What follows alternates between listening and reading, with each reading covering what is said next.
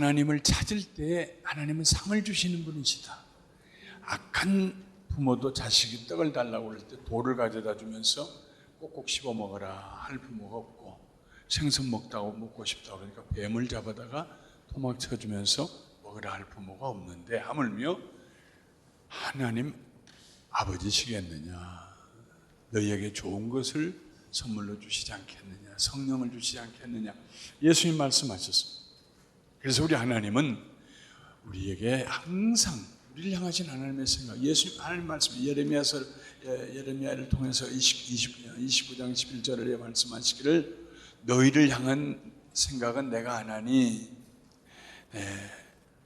너희 장래에 재앙을 주는 것이 아니라 소망을 주는 것이다. 그래서 우리를 향하신 하나님은 언제나 선하시고 인자하신 하나님이다 하는 말씀입니다.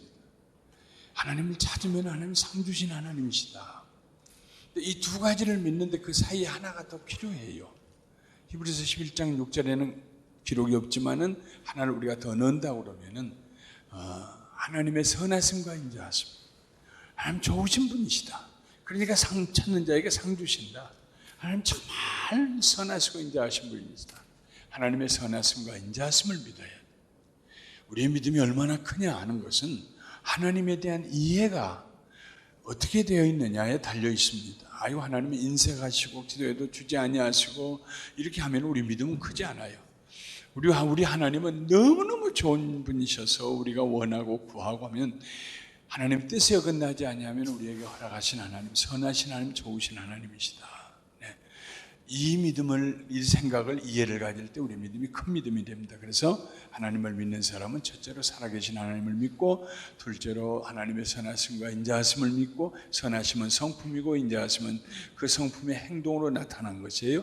세 번째, 그를 찾아야 된다. 반드시 찾아야 된다. 교만한 사람은 찾으려고 하지 않아요. 아이고 뭐 그냥 열심히 내가 살면 되는 거지 뭐, 하나님 도움 없어도. 아니요.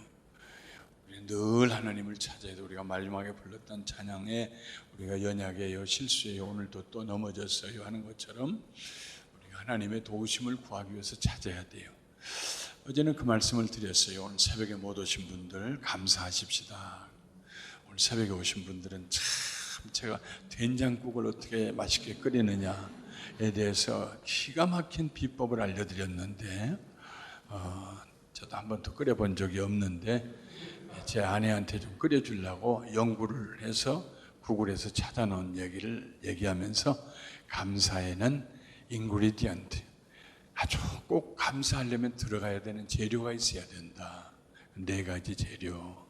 믿음 없으면 감사하지 못해요. 왜? 감사는 미래지향적인 것이니까. 또 겸손함, 교만한 사람은 감사 못해요.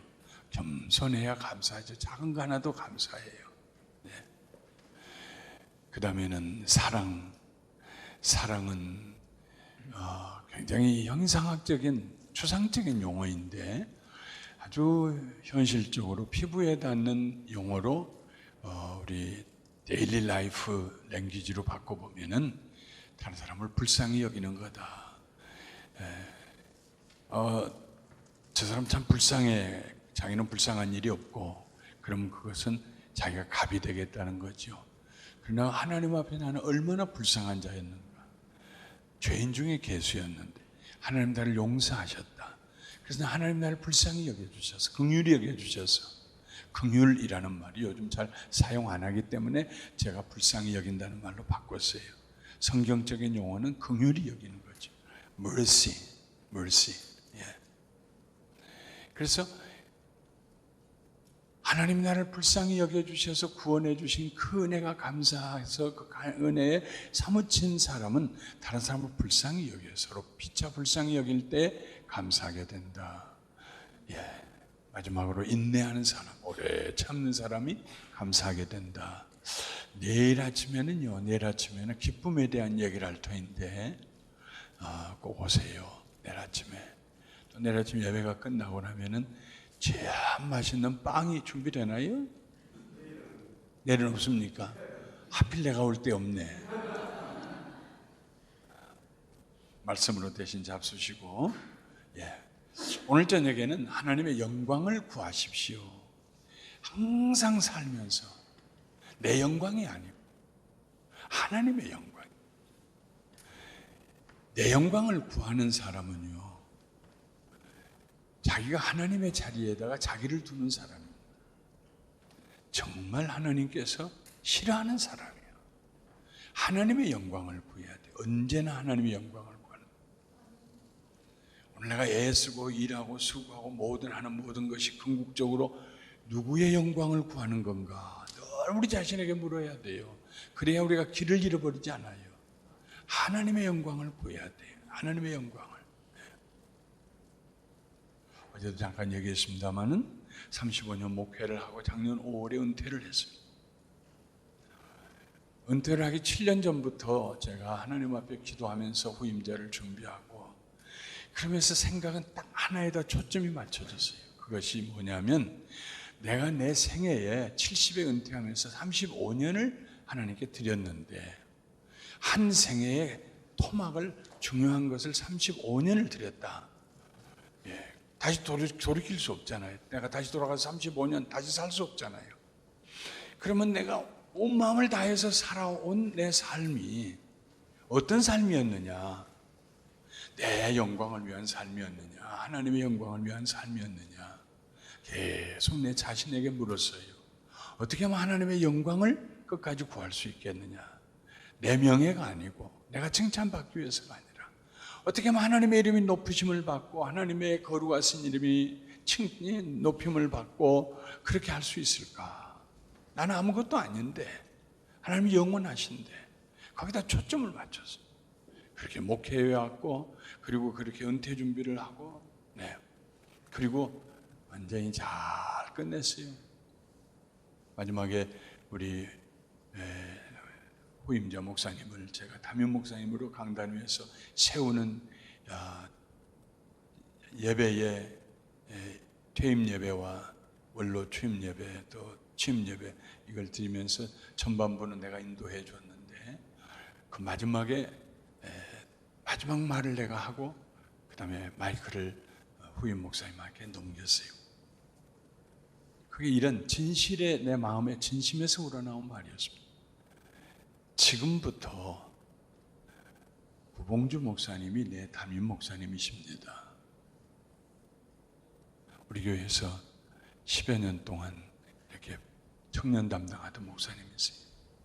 제 아들하고 나이가 동갑이에요. 오늘부터 구봉주 목사님이 내 담임 목사님입니다. 오늘부터 나는 구봉주 담임 목사님의 권위 아래 I'll put myself under new pastor 봉주 쿠 under his authority. I'll put myself under his authority. 내가 이제 담임 목사님이 되신 부목사님의 권위 아래 저를 둘 것입니다. 그것은 그냥 하는 말이 아니라 내 자신에 대한 서약이기도 하고, 하나님 앞에 서약이기도 하고, 성도들 앞에 서약이기도 하고, 무슨 일이 있어도 은퇴한 담임 목사님이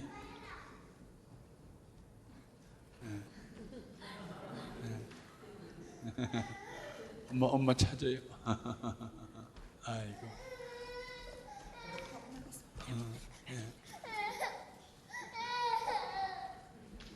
예. 저기 누군가 속상하게 했다는 얘기예요. 지금 와서 엄마한테 일러 바치려고 하는데 속을 못 알아주고 밖으로 데리고 나가네.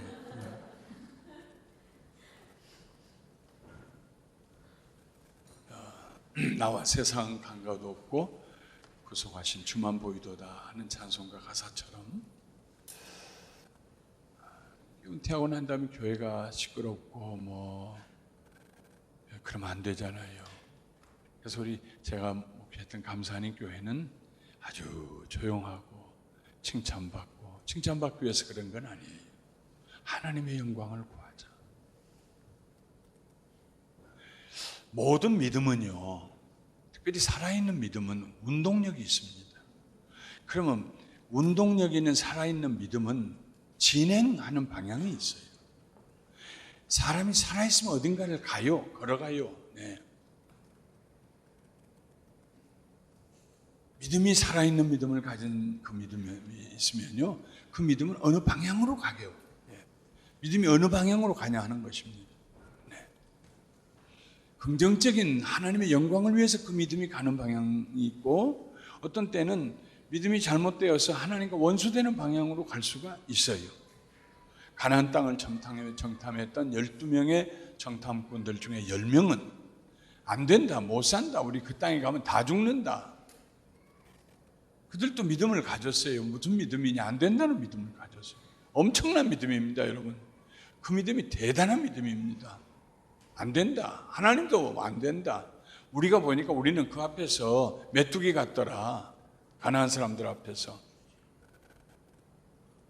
그러나 갈렙과 여호수아는 아니다. 그들은 우리 밥이다. 하나님이 그들을 우리에게 붙이셨다. 가자. 방향이요, 전혀 달라요. 10명은요, 돌아가자. 거꾸로. 2명은 앞으로 가자. 네, 전혀 달라요.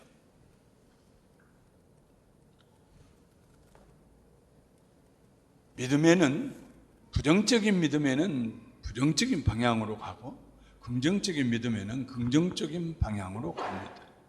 부정적인 믿음에는 염려와 근심과 원망이 있고, 긍정적인 믿음에는 언제나 감사와 찬송과 평안이 있습니다.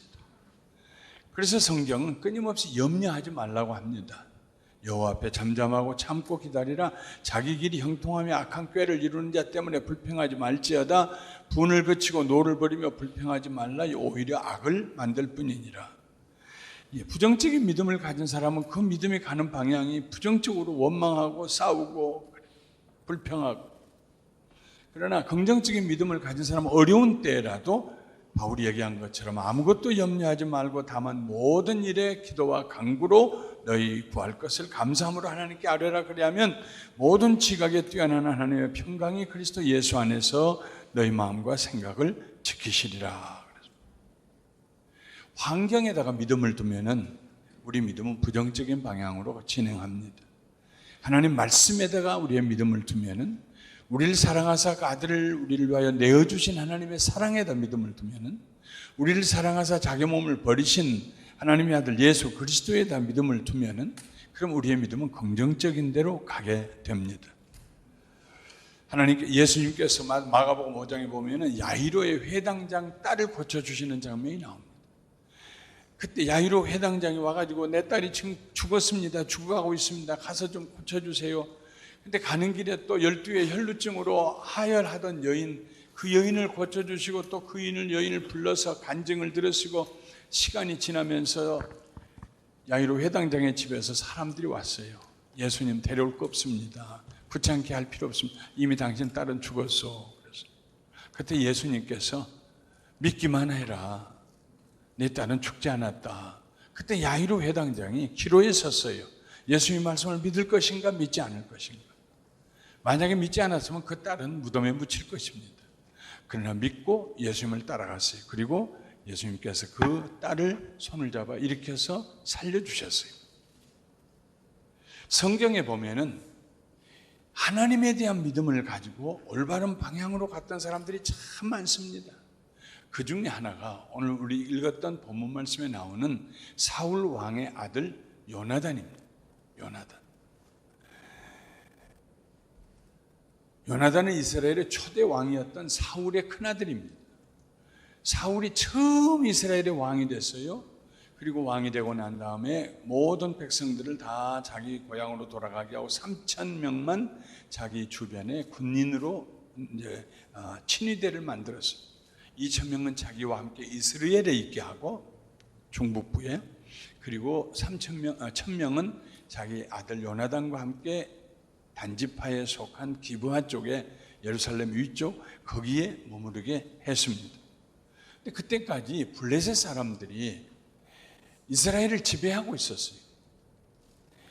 재물을 찬탈해 가고 종으로 삼아도 가고 못된 짓 하고, 곡식 길러 놓으면 짐승들 끌고 와서 다 뜯어먹고, 그리고 기브아에다가 아웃포스트, 전진 기지를 망대를 하나 세워놨어요. 거기 블레셋 군인들이 주둔하고 있었어요. 근데 요나단이 그게 눈에 가시였습니다. 왜 하나님을 알지 못하고 우상 숭배하는 저 사람들이 하나님께서 우리에게 주신 땅에 와서 여기다가 전쟁 기지를 세워놓고 떵떵거리면서 있느냐 하는 것입니다. 왜 저들이 와서 우리 민족이 사는 이곳에 와서 있어야 돼? 근데 그 정도가 아니요. 그동안에 블레 사람들이 너무너무 이스라엘을 압제를 했어요. 사울이 왕은 됐지만요, 이름만 그냥 그럴싸한 왕이지 나라를 다시 회복하지를 못했어요. 근데 요나단의 마음속에는 우리는 하나님의 자녀들 아닌가, 왜 하나님의 자녀들이 저들에게, 하나님 모르는 우상 숭배하는 다곤 신을 섬기는 저 블레 사람들에게 숨죽이고 살아가야 되는가, 이게 이해가 안 되고 용납이 안 되는 것이었습니다. 하나님의 사람들은요, 문제의식을 가지고 있어요. 왜 나는 이렇게 살아야 되는가? 하나님의 자녀인데 왜 이렇게 나는 자꾸 우울증에 빠지고 침울하게 되고 못 살겠다 죽겠다 이 생각 가지고 살아야 되는가? 왜 나는 자꾸 누구하고 원수를 맺으려고 하는가? 왜 나는 자꾸 피해의식에 사로잡혀 살아가는가? 문제의식을 가져야 돼. 나는 하나님의 아들 아니냐? 나는 하나님의 딸 아니냐 말이죠.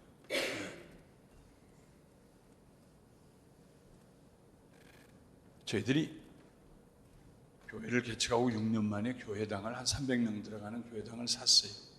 근데 너무 교회가 부흥하고 그러니까 협소해가지고 아이들도 교실이 많지 않고 옆에는 집 2개까지 샀는데도 변변치 않아서 교회를 지어야겠다. 땅을 찾으려고 한 10여 년 동안 제 아내하고 저하고 그 부근에 반경 한 5마일 반경에는 안 가본 데가 없습니다. 어떤 건 금방 될 것 같고 홈데포 하다가 문 닫은 데 사가지고 교회 한다고 금방 될 것 같고 계속 그렇게 10여 년을 지났는데 저 아내하고 저하고 기도하는데 제 아내가 아주 조그만 지도를 하나 인쇄를 해가지고 내 서재 옆에다가 책장에다 붙여놓고 밤낮 하나님 여기 땅 좀 주세요. 하나님 여기 땅 이게 참 5번하고 91번하고만 하나님 여기에다 땅 좀 주세요. 교회 짓게. 내가 아무리 봐도 거기 땅 없는데. 근데 참 놀랍지요. 정말 손가락 눌러가면서 하나님 여기 땅 주세요. 거기가 땅 2.4에이커짜리가 나왔어요. 작아요 물론 교회 짓기에는. 근데 옆에가 학교예요 바로. 학교 운동장도 우리가 다 쓸 수 있고 학교 주차장 잘하면 쓸 수 있고 거기다 교회 지으면은. 그래서 그걸 하려고 하는데 주인한테 가서 가다그뇨라고 하는 이탈리아계 미국 사람인데요, 가서 그거 사겠다고 그러니까는요 관심 없어요. 땅을 내놨다는데. 우리가 사겠다고. 이거 교회 시에서 허락 안 해줄 거라고. 하여튼 그건 그때고 지금은 우리한테 그거 팔으라고. 마지막에 가서 그랬어요. 그 땅 구석에가 아주 그냥 집 건물들이 다 이렇게 안 좋아서 그냥 학교 옆에 가지고 안 좋게 돼 있는데 거기가 리코스터가 하나 있어요. 리코스터가 술 파는.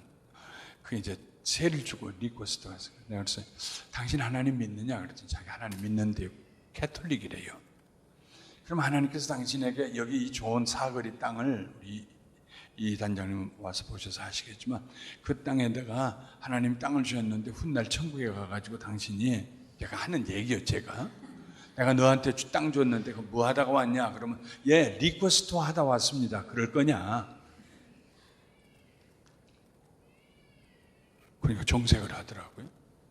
그 우리한테 팔아라. 그래서 계약을 맺고 컨틴전스로 시에서 교회 짓도록 허락하면은 판다 그래가지고 205만 불에 사기로 했어요. 그래가지고 가서 시에서 이제 하는데 다 사람들이 거기다 교회 짓도록 허락하면 자기 손에다 장을 지지겠대. 손가락에다가. 왜 그 좋은 일에다가 장을 짓는다고 하는지 몰라요. 참 안 된다는 거예요. 그 주인도 그래요. 그래서 시에 갔는데 내가 우리 교회 중보기도 팀에다가 기도 부탁해 놓고 장로님들하고 한 20명 가서 시에 뒤에 이렇게 앉아 있었어요. 우리 앞에 2가지가 있는데 아젠다가 2개 있는데 2개를 다 거절을 하더라고요. 거절하는데 1시간이 걸렸어요. 그리고 이제 우리 것이 올라갔는데 앞에다 모형을 하나 만들어 놓고 올라갔는데 그러면 시민, 그 시에 있는 시민들이 저를 이겼죠. 위에 그 형제님 형제님, 하이를 조금만 내쳐주세요. 내가 자꾸 조금만 네. 그래서 됐습니다. 좋습니다. 근데 그 7명이 앉아 있는데 그 중에 여자분이 최우먼인데 그분이 이렇게 내려오면서 Looks beautiful, but we don't know who is going to build that church. 그래. 정말 보기 좋은데 누가 그 교회 지을지 우리밖에 안 남았는데 저기 20명이. 제가 손을 들고 내가 좀 얘기 좀 하면 안 되겠느냐. 그리고 제 여전도사님을 하나 데리고 갔는데 그 여전도사님이 국민학교 선생님이에요. 통역하라고 나오라고 그래서 마이크 앞에 서고 통역하라고. 첫 마디는 영어로 해야 되잖아요. 그래도 제가 영어 못해도 그래서 이런 기회를 줘서 고맙다고 영어로 했는데, 이야, 성령님이 그 자리에 임하시는데요. 이 손을 들어서 통나무를 치면은 통나무가 쪼개질 것 같아요. 정말로 문자적으로 치면은 쪼개질 것 같아요. 쫙 온몸의 기운이 쫙 내리는데 그 시간부터 영어가 유창하게 나오기 시작하는데 옆에 이 선생이 있는 걸 모르고 5분 동안을 영어로 유창하게 얘기하고, 유창했다는 말은 내 생각이요. 그리고 내가 지금 나이가 50이 지났는데, 내가 51세에 교회를 건축했는데 50이 지났는데 나를 위해 하는 게 아니라 넥스트 제너레이션을 위해서 하는 것인데, 나는 이 부에나팍에 와서 이 교회를 짓기를 원한다. 땅 주인 앞에 앉아 있고, 그리고 말할 수 있는 기회 줘서 고맙다고 돌아서니까 여전선생님 아직도 서 있어요. 그 사인 피아노에다 들어가자 오는데 그때 그 최우먼이 You are welcome to the Buena Park City 그러는 거예요. 그러니까 우리 팀들은 20명이 일어나서 막 꼬박꼬박 절을 하고, 그 다음에 물어보니까 전부 7명이 다 예 해가지고 만정일치로 통과가 됐어요. 나오면서 그 가다군요 땅 주인이 내 손을 꼭 붙잡고 그래요. 패스토와 킴. 내가 이 땅에다가 마켓을 짓는다고 해도 시간 노, 타코벨을 짓는다고 해도 노, 뭘 한다고 해도 15년 동안 노했다. 시간. 교회를 짓는다고 패스토 하김이 와서 나한테 얘기할 때 안 된다고 나는 생각했다. 오늘 기적이다. 어떻게 시가 교회 짓는다는 걸 허락을 하느냐. 기적이다. It's 미러클 그러더라고요. 정말 미러클 하나님께서 하신 일이라고 믿느냐 당신. 그러니까 자기가 믿는데요. 그러면 우리 교회 지을 때 헌금 좀 해라. 그랬더니 입 딱 씻고 돌아섰어요. 걔도 그 하고 난 다음에 땅값이 3갑절로 올라가서 2년 사이에 우리가 700만 불 들여서 교회 근신해서 지었는데 그 뒤로 막 땅값이 3배 올라가고, 그때 놓쳤으면 못 짓죠. 한 1000석에다가 아이들을 위해서 교실을 27개를 만들어주고, 근데 그것도 또 부족하다고 또 그래서 옆에 있는 은행 건물도 사고 했습니다만은, 하나님을 믿는 사람들은요, 하나님의 살아계심을 믿는 사람들은, 하나님이 나와 함께 하심을 믿는 사람들은요, 어디 가든지 당당해야 돼요. 당당해야 돼요. 절대로 고개 숙이면 안 돼요. 어깨 펴야 돼요. 하나님이 나와 함께 악한 일을 하면은 안 되지만은 선한 일을 하고 바르게 살아가면은요 당당해야 돼. 하나님 나와 함께 하시는.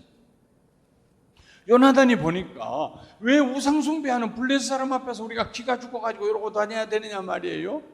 그래서 자기 군대 1000명 데리고 가서 그 전진기지를 쳐버렸어요. 블레셋 전진기지를 쳐버렸어요. 그 소식이 블레셋 사람들에게 알려지고 나니까 블레셋 사람들이 왕을 세웠다고 그러더니 안 되겠다. 싹이 날 때 싹을 잘라버려야겠다 해가지고 이제 군대를 일으켜서 이스라엘을 치기 위해서 올라오는데, 그 숫자가 성경에 기록된 숫자가, 병거가 말이 끄는 병거, 요즘으로 얘기하면은 전차 군단입니다. 그 병거가 3만이요 그랬어요. 근데 다른 성경에 다른 사본에 보면 3천이라고도 나와요. 그러니까 3만 그만두고 3천이라고 쳐도 전차가 3,000대다. 기가 막힌 겁니다. 마병이 말탄 군사가 6천입니다. 잘 상상이 안 되시죠? 말을 탔어요? 무기를 들었어요? 그러면 말의 등골부터 시작해서 그 다음 말의 등골까지가 아무리 가까워도 해도 3m는 떨어져야 돼. 그래야 옆에 이렇게 타고 이 사람 발도 나가고 저 사람 발도 나오고 무기도 들고 3m는 떨어져야 돼. 그런데 6,000마리의 말을 탄 군사가 있다. 그럼 3m씩 계산하면 얼마입니까? 18,000m입니다. 18km입니다. 45리입니다. 말을 탄 사람들을 일렬 횡대로 세우고 산으로 언덕으로 세웠다 그러면 45리를 18km를 말 탄 사람들이 쫙 서 있다고 해보세요. 숨이 막힐 거예요. 위험이 말이죠. 어떻게 저 사람들하고 싸우냐 말이에요. 말 탄 사람들하고.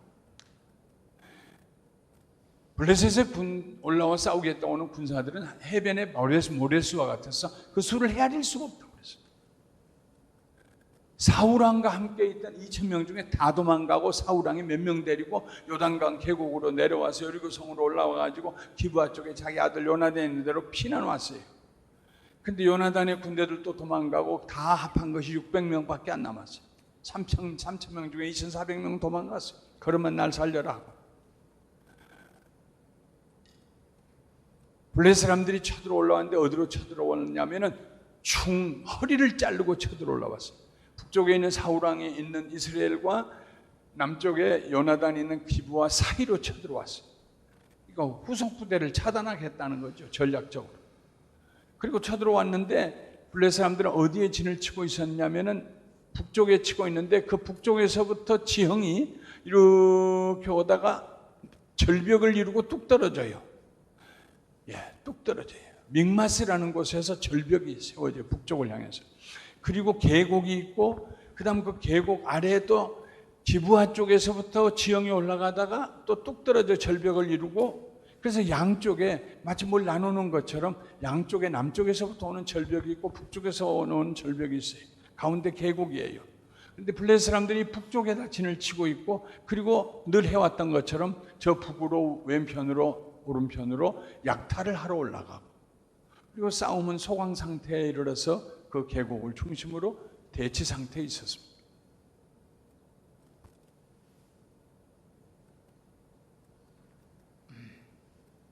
하루는 요나단이 자기 무기를 들고 있는 소년에게 이렇게 말합니다. 우리가 이 할례받지 않는 자들에게로 건너가자 여호와께서 우리를 위하여 일하실까 하노라. 여호와의 구원은 사람의 많고 적음에 달리지 아니하였느니라. 우리가 이 할례받지 못한 블레셋 사람들을 위해서 우리가 건너가자. 우리가 전진해 가자. 네. 자기 무기를 든 소년에게. 그 당시에 블레셋 사람들이 이스라엘 사람들이 전쟁을 일으킬까 봐서 모든 대장쟁이들, 철을 다루는 사람들, 농기구 만드는 사람들 쇠로 다 잡아갔어요. 블레셋으로. 그래서 이스라엘 가운데는 쇠를 다루는 사람이 하나도 없었어요. 다시 말하면 이스라엘 가운데는 무기를 든 사람이 딱 2사람밖에 없었어요. 쇠로 만든 칼을 든 사람이. 하나는 사울왕이고 하나는 요나단이에요. 그 외에는 무기를 든 사람이 없었어요. 이게 무슨 전쟁이 되겠습니까? 자기 무기 든 소년에게 우리가 올라가자. 가서 우리가 올라가자. 할례받지 못한 사람 우리가 공격에 가자. 하나님이 우리와 함께 하시면 우리를 위해서 하나님이 일하실까 하노라. 여호와의 구원은 사람이 많고 적음에 달리지 않았다. 그랬습니다. 요나단은 믿음의 사람들이었습니다. 하나님의 백성들이 무기력하게 숨어 있는 것이 감당할 수가 없었습니다. 왜 우리가 숨어 있어야 되느냐? 숨어야 될 사람들은 저 사람들이지. 왜 우리가 숨어야 되느냐? 도망가야 될 사람들은 저 사람들이지. 왜 우리가 도망가느냐? 하나님이 우리와 함께 하시는데 이 예수 믿는 사람들은요, 살아계신 하나님을 믿는 하나님의 백성들의 의식이 바르게 박혀 있어야 돼요. 하나님이 나와 함께 하신다. 임마누엘의 신앙을 가지고 여호와는 나의 목자시니 내게 부족함이 없다. 난 굶어 죽지 않는다. 걱정하지 말라. 걱정하지 말라. 예수 믿는 사람들의 입에서는 언제나 담대한 말이 나와요. 제가 그렇게 하라고 하는 얘기가 아니라 당연히 그렇게 해야 돼요. 당연히 그렇게 해야 돼요. 제가 제일 듣기 싫어하는 얘기가 단어가 뭐냐면 큰일 났다는 얘기입니다. 예수 믿는 사람 앞에 큰일이 어디가 있어요? 큰일 없어요. 나는 약하지만 나를 자녀 삼아주신 내 아버지 하나님은 강하신 분이시니까 큰일이 어디 있어요 세상에. 우리 하나님 나 굶어 죽이지 않으신다. 걱정할 거 없다. 하나님 나와 함께 하십니다. 예수 믿는 사람이 담대하지 않으면 세상에 담대할 사람이 어디 있습니까? 담대해야 돼.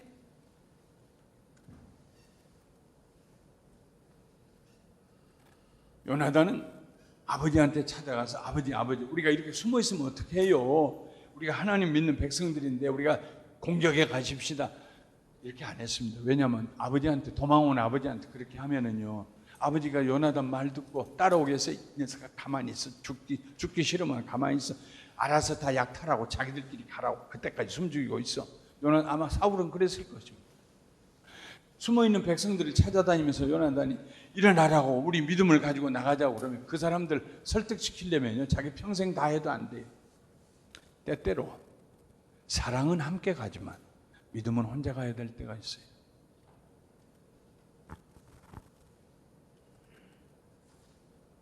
요나단은 자기 무기를 들고 있는 소년에게 자기의 생각을 들려줍니다. 우리가 올라가자. 저들에게 하나님이 우리를 위해서 일하실 것이다. 구원은 사람의 숫자에 많고 적음에 달리지 않았다. 하나님의 구원은. 그러니까 그 말을 들었던 무기 든 소년이 뭐라고 대답했느냐 하면, 당신의 마음에 있는 대로 다 행하여 앞서 가소서. 내가 당신과 마음을 같이 하여 따르리이다 그랬습니다. 왕자님, 당신의 마음에 있는 생각대로 가세요. 방향을 잡고 진행하라는 것입니다. 믿음은 진행하는 거예요. 마음에 있는 대로, 생각하시는 대로 가세요. 내가 따라가겠습니다. 믿음의 사람들은요, 진행하는 사람들입니다. 믿음의 사람들은 서 있지 않아요. 반드시 뭔가를 향해서 진행하게 돼요. 걸어가게 돼요. 요나단의 믿음에 이 소년이 많은 영향을 받았던 것 같습니다. 요나단을 따라가기로 작정을 했습니다. 그러니까 요나단이 그 소년에게 자기의 계획을 들려줍니다. 보라, 우리가 그 사람들에게로 건너가서 그들에게 보이리니 그들이 만일 이같이 우리에게 이르기를 우리가 너희에게로 가기를 기다리라 하면 우리는 우리 곳에 가만히 서서 그들에게 올라가지 말자. 우리가 우리 절벽으로 딱 가서 몸을 저들 앞에 보일 때 그들이 말하기를 너희들 거기 가만히 있어라, 우리가 가겠다 그러거든. 하지 말고 그냥 가만히 있다. 하나님께서 그들 우리에게 안 붙이셨다. 그러나 만일 우리가 그들 앞에 딱 몸을 보이니까 그들이 이리 올라오너라 그러면 가자. 하나님이 저들을 우리에게 붙이셨다. 세상에 무슨 이런 전술 전략이 어디가 있습니까? 딱 가서 몸을 보이고 그러니까 저쪽에서 너희들 거기 가만히 있어 우리가 갈 테니까 하고 자기들이 절벽 내려와 가지고 계곡 지나서 절벽으로 올라오면 가만히 있다가 올라오는데 때려가지고, 그럼 세상에 그보다 더 이지고잉이 어디 있어요? 쉬운 일이 어디가 있어요? 그게 세상 사람들의 지혜죠. 그냥 요나단이 말했어요. 그러면 가지 말자. 저들을 하나님 우리가 안 붙이신 거다. 근데 저들이 만약에 우리 올라오라고 하면 가자. 하나님 저들을 우리에게 붙이셨다. 왜 그랬을까요? 그들이 와서 절벽을 내려와서 계곡 지나서 절벽을 타고 올라와서 내가 때리면요, 그 다음에는 결과는 뭡니까? 내가 이긴 거죠. 내가 이긴 거죠. 하나님께 영광이 안 돌아가는 거예요. 내가 이긴 거죠. 그런데 적이 있는 곳에 내가 가서 적을 쳐서 이긴다면은 내 힘으로는 안 되는데, 모래수와 같이 많은 적군이 있는 곳인데 무기든 소년은 무기도 없어요. 그냥 대충 들고 따라다니는 그냥 어시스턴스요. 그 둘이 가가지고 그들과 싸워서 그 하나님의 도우심이 없으면 그 일은 불가능한 일이거든요. 그러니까 하나님의 영광을 요나단은 하나님의 영광을 보기를 원했어요. 나는 하나님의 영광, 하나님의 이름을 높이기를 원한다. 하나님만이 참 신인 것을 내가 보여주기를 원한다. 만천하에 하나님이 살아계시다는 걸 그게 요나단의 가슴에 있는 열망이었어요. 그러려면 자기가 올라가야 돼요. 사람 보기에는 계획이 무모하기 짝이 없는 계획이었지만, 그러나 하나님 보시기에는 하나님을 기쁘시게 하는 계획이었어요. 생각해 보세요. 어려운 일을 가리켜서 uphill fighting, 올라가는 언덕에서 올라가면서 싸운다. 아주 쉬운 것은 내려가면 downhill fighting이야. 내려가면서. 올라가면서 싸우면은요, 올라가는 자기도 힘들고 그 사람은 나보다 높은 고지에 있고 안 돼요. 그런데 위에서 내려오면서 싸우면은요, 얼마나 쉬워요?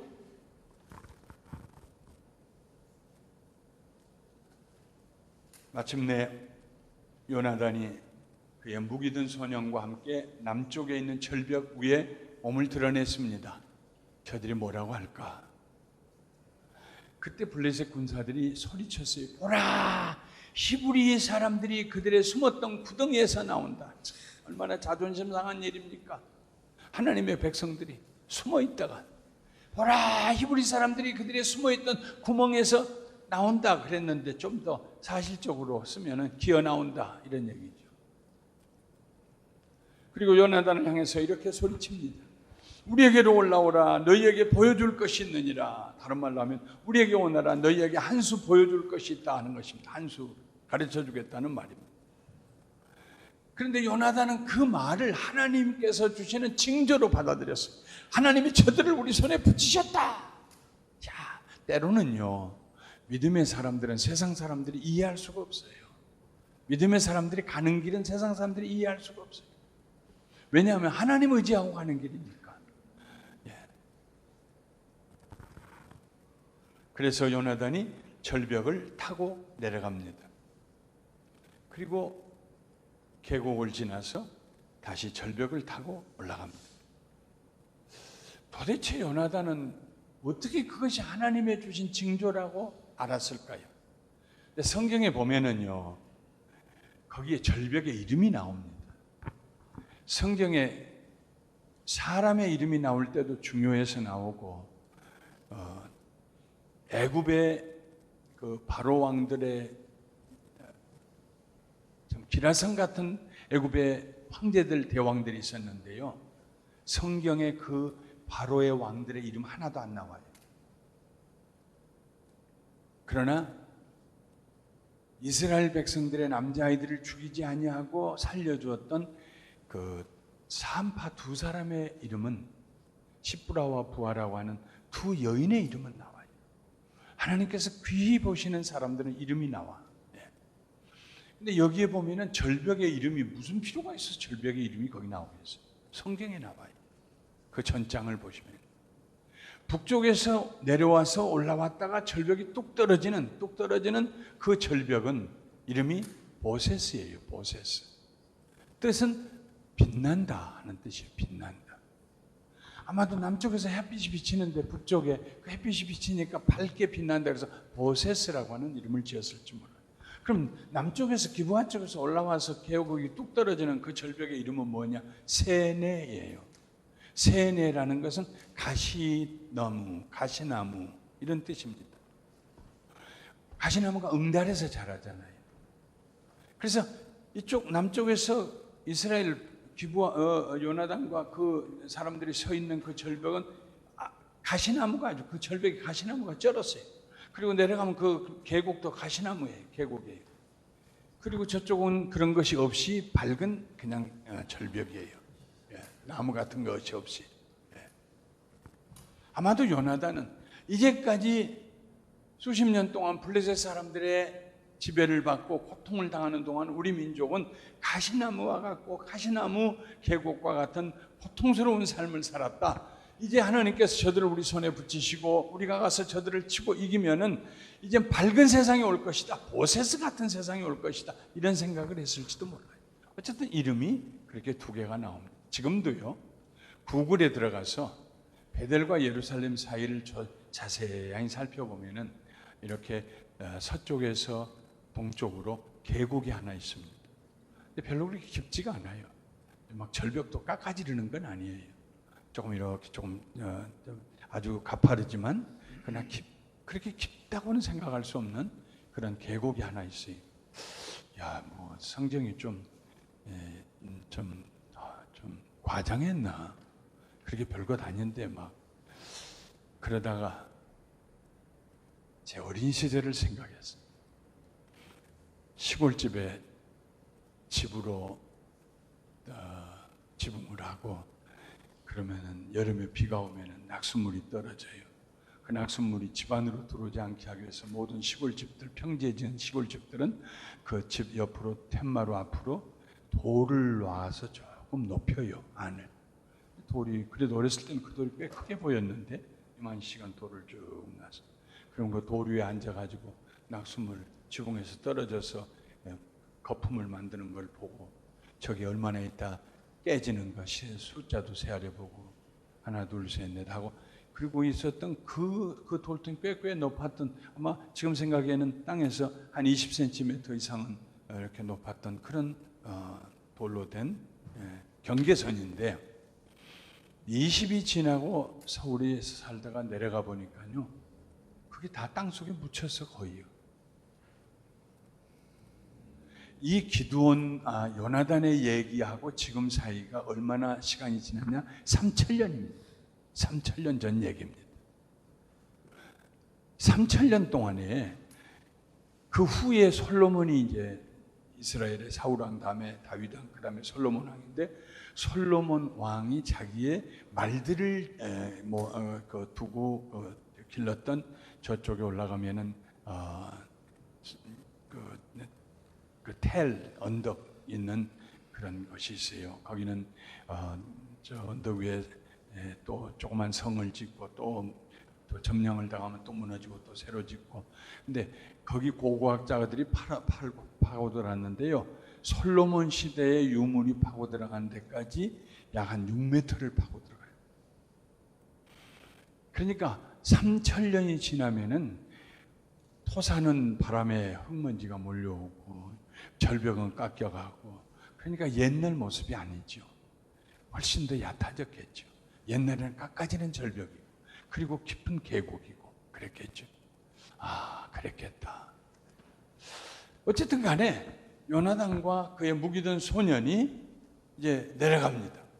내려가서 두 손과 두 발로 자기네들 아카시아 이렇게 나무, 가시나무가 있는 계곡 내려가서 그 절벽을 내려가서 계곡을 지나고, 그 다음에 보세스 언덕으로 올라가요. 성경 그 말대로 손과 발로, 두 손과 두 발로 올라가요. 많이 올라가는데 블레셋 사람들이 위에서 보고 있다가 창으로 밀어버리면, 떨어지면 그건 정말 뼈가 가루가 될 거 아니겠습니까? 근데 올라가요. 누구를 의지하고요? 살아계신 하나님을 의지하고 올라가는 거예요. 우리는 이기로 간다는 거예요.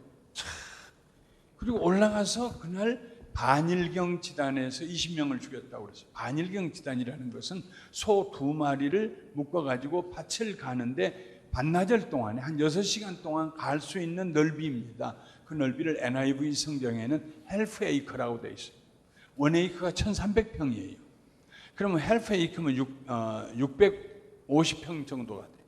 한국으로 하면은 논서마지기 정도예요. 그렇게 넓지 않아요. 헬프 에이커니까. 거기서 요나단이요, 앞에 가서 치면은 무기든 소년이 뒤따라가면서 확인해서 죽였어요. 그래서 20명을 한 300평 되는 거기에서요. 근데 300평 되는 곳에서 20명 죽여서 무슨 일이 일어납니까? 200명 죽이면 또 무슨 일이 일어나겠어요? 해변에 모래수와 같이 올라왔는데, 아마 200명쯤 죽이고 나면은요, 어깨에 힘이 빠질지 몰라요. 그 천하장사 삼손도 1000명을 죽이고 나니까 목이 말라서 죽게 생겼다고 그랬어요. 그래서 엔학골에 물이 터져가지고 삼손으로 하게 물 마시고 다시 또 이기게 했어요. 요나단이 가서 20명 죽이고 200명 죽이고, 그럼 팔이 이제 또 올라가지 않냐고, 칼을 들 힘도 없을 것이고, 그러면 끝나는 거죠. 그들은 인해전술로 올라왔는데, 수많은 사람들이요. 그런데 갑자기 그때 블레셋 사람들 사이에 있던 누가 있었냐면 이스라엘 사람들이 있었어요. 다 잡아가고 이스라엘 사람들은 또 블레셋 사람들 사이에 가서 먹고 살라고 또 내려가고 해가지고, 블레셋 진영에 이스라엘 사람들이 블레셋 그 땅에 같이 살고 있던 사람들이 아마도 이랬겠죠. 블레셋 사람들이 우리는 이스라엘 사람들하고 싸우려고 간다. 당신들은 이스라엘 사람들이지 오지 않겠지. 그리고 빈중대니까 왜 우리가 왜 안 간다고 그랬으면 왜 그래요? 해가지고 어거주 좀 따라온 이스라엘 사람들이 블레셋 사람들 중에 있었는데, 그들이 가만히 보니까 이야, 이스라엘의 청년 둘이 올라와 가지고 절벽을 타고 올라와서 싸우고 있단 말이에요.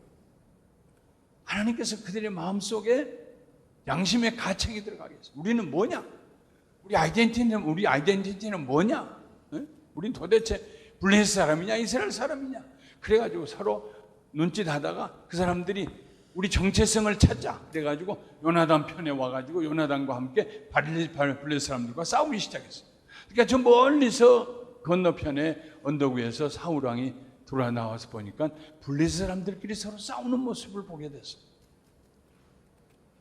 그런데 그 순간에 이스라엘의 그 블레셋 사람들의 진중에 떨림이 임하였어요. 떨림이. 무슨 떨림이겠어요? 하나님이 땅을 흔드시는 거죠. 지진이 나게 하신 것이죠. 여기는 지진 잘 안 나죠, 목사님? 더 나세요?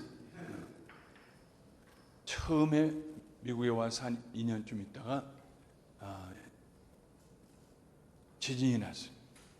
어떤 장로님하고 아침에 식사를 하고 있는데 식당에 가서 지진이 나니까 이야, 산델리아가요 완전히 춤을 춰요. 지진이라고는 생전 처음 당해보는 건데, 그런데 지진이 나면 어떻게 해야 된다고 들은 적이 있어요. 지방 틀 안에 들어가든지 책상 밑에 들어가든지 뭐 그렇게 하라는 얘기가 들어서 장로님 빨리 테이블 밑으로 들어가세요. 그래가지고 둘이 막 번개처럼 테이블 밑으로 둘이 들어갔어요. 장로님 나오지 마세요. 아직도 흔들리고 있어요. 여진이 와고 있어요. 나오세요. 그때가 우리 사는 데서 한 10여 킬로, 한 15킬로 정도 떨어진 데서 그 에픽 센터가 있었는데 진앙지가 5.9도가 일어났어요. 굴뚝도 좀 이렇게 깨지기도 하고 그릇도 깨지고 하고 그래서 일어나지 마세요. 나오지 가만히 계세요. 그러다가 이제 좀 조용해서 이제 끝났나 보네요. 장로님 나가죠. 그리고 눈을 뜨고 그동안에 눈도 감고 있었던가 봐 무서우니까 눈을 뜨고 보니까 발이 내 앞에가 둘이 이렇게 내려와 있어요. 누구 발 앞에 발 앞에 무릎을 꿇고 덜덜 떨고 있었던 거예요. 나와 보니까 백인 할아버지가 앉아 있다가 이제 괜찮다고 나오라고 그 사람들 당해봐서 무섭지 않았던가 봐요. 아이고 처음엔 정말 놀랐어요. 그리고 지진이 오면은요 이게 걸어지지가 않아요. 저리 가야 되는데 걸어지지. 얘들아 지진 온다. 얘들아 말만 그러지 가서 어떻게 해주지가 않아. 그냥 서서 이렇게. 근데 이제 그것도 한 두세 번 당하고 나니까 요즘은 아주 그냥 침착하게 돼가지고 여보 온다. 그리고 이제 어지간한 것은 그러고 지나가는데 땅이 떨렸어요. 사람이 지진이 왜 무서우냐면은요. 한 번은 밖에서 지진이 난 걸 봤는데 밤추리들이요. 양쪽에는 밤추리들이 완전히 그리고 땅이 파도처럼 이렇게 휘더라고요. 이렇게 땅이요. 파도처럼 가다 직접 봤어요 제가. 그러니까 블레셋 사람들은 두려워서 떨기 시작했어요. 그런데 그때 요나단은요. 그걸 왜 떱니까? 하나님이 이건 우리와 함께 하신다. 그리고 더 용기를 내가지고 더 블레셋 사람들 오도가도 뭐다 얼어붙어 서 있는 사람 막 치기 시작했죠. 블레셋 사람들이 도망하기 시작했습니다. 그 떨림. 근데 성경에 보면은 그 떨림은 하나님의 떨림이었더라. 그래서 하나님이 보내신 떨림이었더라. 그래서 그날 대승리를 합니다. 요나단이 대승리를 합니다. 이 성경을 읽으면서 제 마음속에 질문이 다가왔어요. 하나님은 어디 계셨을까?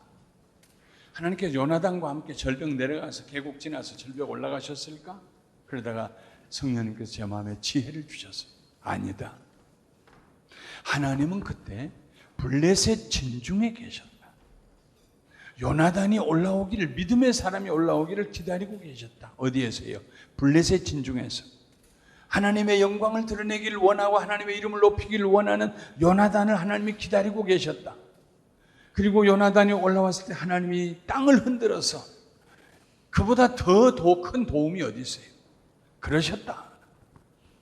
예수님이 세상에 오셨습니다.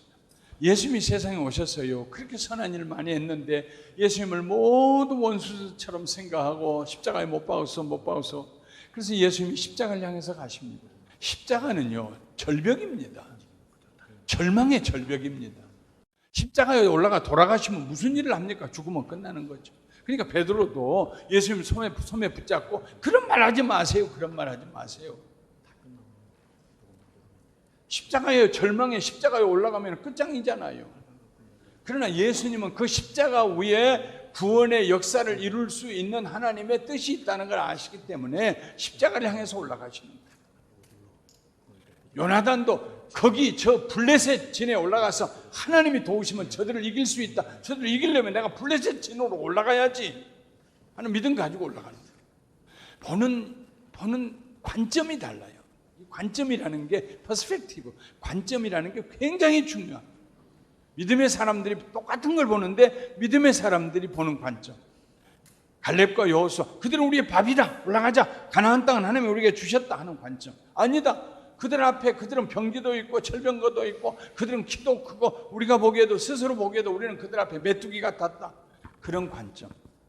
믿음이 없는 사람들은 부정적인 믿음을 가진 사람들은 이런 관점을 가져요.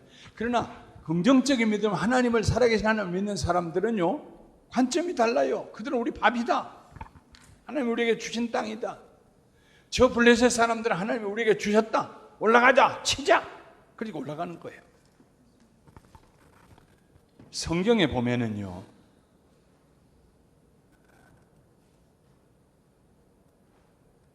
하나님께서 어디에 계셨는가? 요셉이 애굽의 종으로 팔려갔습니다. 요셉이 애굽의 종으로 팔려갈 때에 하나님은 애굽에서 요셉을 기다리고 계셨습니다. 애굽에서 400년 있는 동안에 이스라엘 백성들을 한 민족으로 길러주셨습니다. 시족이 부족이 되고 부족이 국가가 되는 과정에 있어서 수많은 시족과 수많은 부족들이 도태를 당해요. 국가가 아무나 국가가 되는 거 아니에요. 산에 가면 나무들이 있어요. 많은 잣나무들이 있어요. 그러나 모든 잣나무들이 다 아름드리 나무가 되는 건 아닙니다. 그 중에 한 나무가 되고 나머지 나무들은 다 죽어요. 그 밑에서 고사예요. 하나님이 아브라함을 택하였어요. 큰 민족을 이루겠다고 약속했어요. 그러나 그 아브라함이 만약에 가나안 땅에 있었다. 물론 아브라함은 애를 써서 자기 가족을 잘 세웠어요. 빌드업 시켰어요. 자기가 스스로 사병으로 기르는 자기 개인적인 군사만도 318명이었어요. 318명의 사병을 가지고 있었어요. 그러면 그 사람들이 다 가족들을 데리고 있었을 거고 그들을 먹여 살리고 임금을 주고 아브라함은 대단한 거부입니다. 그러나 그랬다고 치더라도 점점 그렇게 아브라함의 가족이 커져가는 과정에 있어서 시기하고 질투하는 원주민들이 생겨날 것이고 그래서 그것이 싫어서 누구하고 동맹을 맺어요. 몇몇 부족들하고 동맹을 맺어요. 시족들하고. 그리고 나면 내가 원치 않지만 내 부족 동맹 맺은 누군가가 누구하고 싸운다고 그러면 내가 거기에 같이 끼어들어서 싸워야 돼. 그럼 이길 수도 있지만 질 수도 있고 결국은 도태되는 겁니다. 다. 한 국가가 세워지는 것은요. 수많은 시족 부족들이 있었지만은 로마가 세워지는 것은요. 굉장히 드문 일이에요. 한 나라가 세워져. 그러니까 가나안 땅에 있으면은 객지에서 온 아브라함이 거기에서 나라를 어떻게 이루어요? 나라를 이루기 전에 도태됐죠. 그래서 하나님께서 모판을 마련해서 애굽으로 데리고 들어가십니다. 야곱의 남자들 70명, 아이들과 여자들까지 다 하면 아무리 많아도 500여 명. 그들을 위해서 요셉을 먼저 보내셔가지고 요셉을 총리가 되게 하세요. 총리가 되고 난 다음에 요셉이 자기 형들에게 하는 말, 미안하니까 형들이 우리 잘못하면 미안하다고 용서해달라고. 왜냐하면 팔아먹었잖아요. 형들이 요셉을. 그때 요셉이 하는 말이 형님들이 나를 애굽에 팔았다고 그래서 두려워하지 마소서, 슬퍼하지 마소서. 형님들이 아니고 하나님이 나를 보내셨습니다. 애굽에. 하나님이 나를 애굽에 보내셔서 나로 바로의 아비를 삼으셨습니다. 그리고 나로 하여금 형님들의 가족을 살리게 하기 위해서 이 가뭄의 때에 흉년의 때 살리기 위해서 나를 먼저 보내셨습니다. 애굽의 총리가 되었는데 왜 하나님이 나를 애굽에 보내셨는가에 대해서 형들 앞에 얘기하는데 보통 사람들 같으면 만일 저 같으면요 거드름 피우면서 뭐 우리 12 형제들 있지만 다 똑같은 줄 알아요. 달라요, 질이. 그래서 하나님 나를 선택해서 먼저 보내서 애굽의 총리, 아세요 형님들? 총리라는 말이 뭔 말인지? 총리 삼으시고요. 내가 가진 부가 얼마나 있는 줄 아세요? 내 권세가 얼마인 줄 아세요? 거드름 피웠을 거예요. 대부분의 사람들은 그랬을 거예요. 그래서 요즘 말로 하면 배달 사고가 나. 하나님 축복 주셨는데 자기 영광을 위해서. 요셉은 그러지 않았어요. 형님들, 하나님께서 나를 애굽에 보내셔서 총리를 만들고 바로 왕의 아비로 삼으신 것은 우리 가족 이 흉년내 먹여 살리라고. 겨우 한 500명. 그래서 보내신 것입니다. 야, 그렇게 겸손할 수가 있어요. 사람이요, 크리스천이 살면서요, 막 교만해가지고 그냥 어깨 펴고 목 곧게 하고 눈썹 내려 눈 깔고 그렇게 살아서는 안 되죠. 물론 그 반대 방향으로 내가 뭘 알아요, 아이고 나 같은 건 아무것도, 아이고 난 아무것도 몰라요, 이러고 살아서도 안 돼요. 예수 믿는 사람들은 교만할 필요도 없지만은 그러나 주눅들 필요도 없어요. 그냥 편안하게 당당하게 가면 되는 거예요. 내 없는 건 없다고 얘기하고 모르는 건 모른다고 얘기하고 부정한 건 부정한 거 얘기하고 막 남한테 막 더 이겨보려고 할 것도 없고요. 네. 그냥 예수 믿는 사람에게 있는 특별한 성품이 뭐냐면은 평안이요. 왜? 예수님이 요한복음 14장 27절에 내가 너에게 내 평안을 준다고 그랬어요. 내 평안을, 이건 세상이 주는 평안과 다르다 그랬습니다. 예수님의 평안을 우리가 선물로 받아서 사는 사람은요, 그렇게 그냥 특별하지도 않은데 그렇다고 짓눌리지도 않고 그 사람이 있는 그 자리에서 아주 그냥 편안하게 당당하게 살아가요. 큰 집에 살든 적은 집에 살든 초막이나 궁궐이나 예수 모신 곳이 천국이다 찬양하며 살아가요. 이게 평안입니다. 예수 믿는. 그러니까 요셉은 두 가지 면에서 균형을 잡았어요. 첫째는 난 종으로 팔려왔어요, 나 같은 종의 신분, 이러지 않았어요. 하나님이 나를 바로의 아버지로 만들었어요. 바로는 애굽의 황제입니다.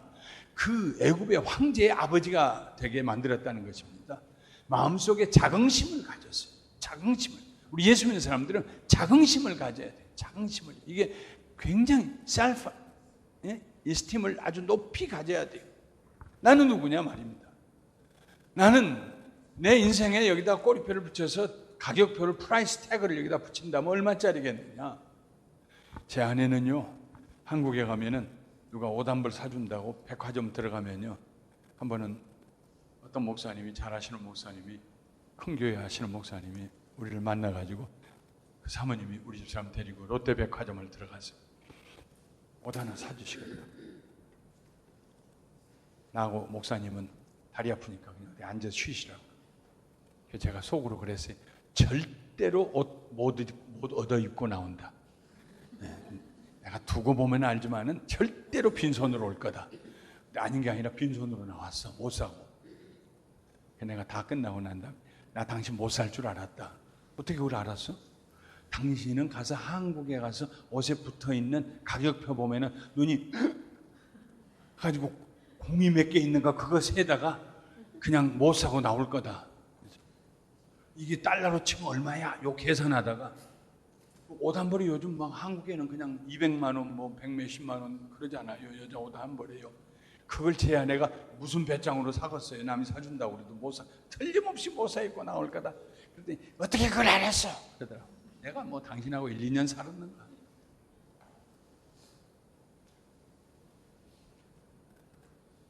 우리가 세상 살아가면서요, 우리 인생에, 내 삶에 에브리바디가, 모든 사람들은 프라이스 태그이 붙어 있어요. 가격표가.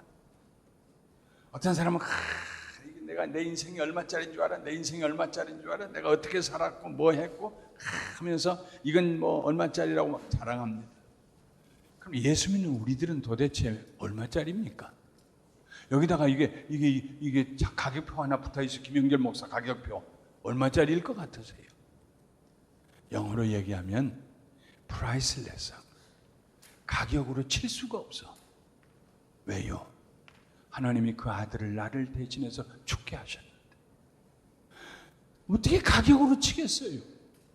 내 죄를 용서하시고 나를 살리시고 하나님 자녀 되게 하시기 위해서 예수님이 그의 몸을 버리시고 나를 위해 죽으셨는데 어떻게 내 가격표를 매길 수가 있어요? 어떻게 $10,000, $1,000, $1,000,000 어떻게 매길 수가 있어요?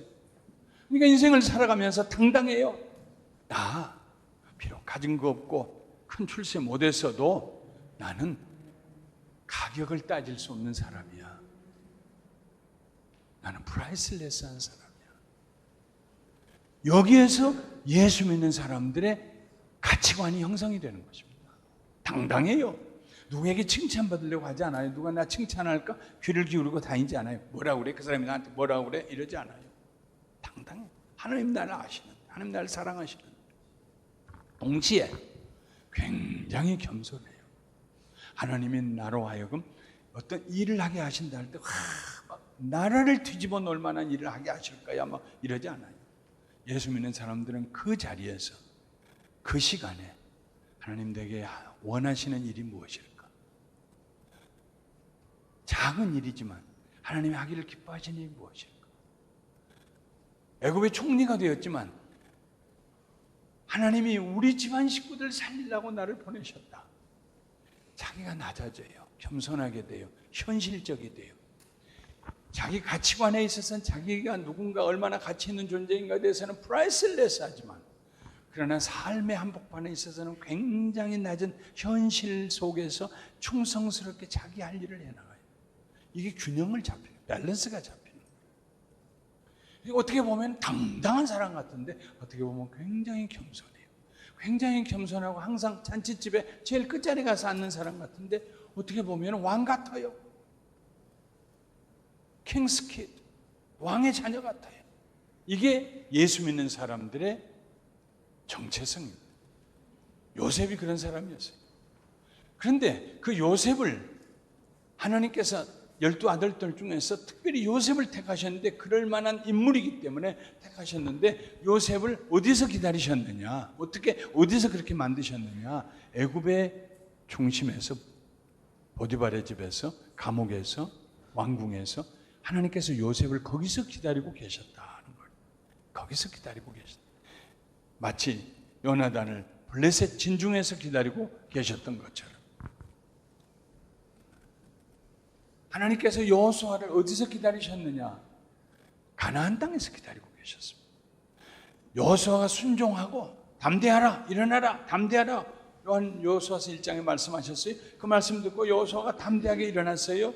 그리고 이스라엘 백성들을 데리고 요단강을 건너서 여리고 성을 무너뜨리고 그리고 아이성을 치고 올라왔을 때에 그때 하나님께서는 가나안 땅에서 여호수아와 이스라엘 백성들을 기다리고 계셨습니다. 제일 먼저 무너진 성 여리고 성에 다 죽었는데 기생 라합과 그의 가족만 살았어요. 그 다 멸망할 자리에서 하나님은 기생 라합을 기다리고 계셨어요. 기생 라합은 누굽니까? 하늘과 땅 위에, 하늘 아래 땅 위에 너희가 섬기는 너희 하나님 같은 분이 없다. 우리는 너희 하나님께서 너희를 애굽에서 구원해 내시고 광야를 지나왔다는 얘기를 들을 때부터 우리 간담이 서늘해졌다. 녹아 흘러내렸다. 이 성을 하나님께서 너희에게 주실 줄 나는 안다. 그러므로 다음에 와서 이 성을 취할 때 나와 우리 가족을 해하지 않기로 맹세를 해라. 거기 정탐꾼 둘이 들어갔을 때 그를 숨겨주고 돌려보내기 전에 이 기생 라합이 했던 얘기입니다. 기생은 뭡니까? 몸 파는 여인입니다. 그런데 몸 파는 여인인데 그가 하나님을 알았어요. 살아계신 하나님을 알았어요. 그래서 하나님께서 그 여리고 성에서 기생 라합을 기다리고 계신 거예요. 신앙 고백하고 구원받을 기생 라합을 기다리고 계신 거예요. 헤브론은 난공불락의 요새입니다. 절대로 칠 수 없다고 그랬어요. 특별히 철병거가 있고 산성을 쌓고 있고 아무도 못 이긴다고 그랬어요. 그런데 갈렙의 마음속에 내가 죽기 전에 반드시 이루어야 할 일이 하나 있다고 생각했어요. 그게 뭐냐면은 다 못 친다고 하는 그 헤브론 성을 내가 치겠다는 거예요. 그래가지고 서쪽을 향해서 정복에 들어가고 북쪽을 치고 남쪽을 치고 난 다음에 다 평정하고 가나안 땅을 평정하고 난 다음에 갈렙이 여호수아에게 와서 말합니다. 여호수아여, 당신하고 나하고 45년 전에 여기 들어왔을 때 헤브론 보고 갔는데 그 사람들 그 헤브론 보고 다 우리는 이길 수 없다고 그랬는데 저 헤브론을 나에게 주소서. 저 헤브론을 나에게 주소서. 그리고 내가 아직 85세이지만 내가 저 헤브론을 칠 수 있는 힘이 내게 있습니다. 내게 주소서. 그리고 누가 저 헤브론을 치겠느냐? 여호수아에게 허락을 얻은 다음에 말할 때 누군가 가서 갈렙을 도와서 치고 자기 사위가 되죠. 하나님께서 헤브론에서 갈렙을 기다리고 계십니다. 누가 나를 영화롭게 할까? 다 안 된다고 하는데, 불가능하다고 하는데 그 불가능한 장소에서 하나님이 갈렙을 기다리고 계세요. 그리고 갈렙으로 하여금 헤브론을 치게 하시고 하나님이 영광을 받으세요. 14만 5천 명의 미디안 사람들이 쳐들어왔습니다. 다 숨었어요. 그때 하나님이 기드온을 부르십니다. 내 힘을 의지하고 가서 미디안을 쳐라. 아니 내가 어떻게? 아니다. 하나님 내게 능력 주신다. 가라. 그래서 기드온이 나팔을 부니까 3만 2천 명이 모여들었어요. 그렇지만 저쪽은 미디안 사람들은 14만 5천 명, 이쪽은 3만 2천 명. 싸움이 안 돼요. 4대 1 이상이에요. 부족해요, 병력이. 그런데 하나님께서 또 그 중에서 두렵고 전쟁 나가기 싫은 사람들은 돌아가라고 그러니까 2만 2천 명이 돌아가 버렸어요. 10,000명 남았어요. 근데 그 중에서 또 하나님께서 이것도 많다 그래가지고 물 마시는 모습을 통해 가지고 300명하고 9,700명을 나눠 놓으시고 기드온은 300명 돌아가게 하고 9,700명으로 싸우라고 하시겠지 했는데 거꾸로 9,700명은 돌아가게 하고 300명. 생각해 보세요. 300명이 14만 5천 명하고 싸웁니다.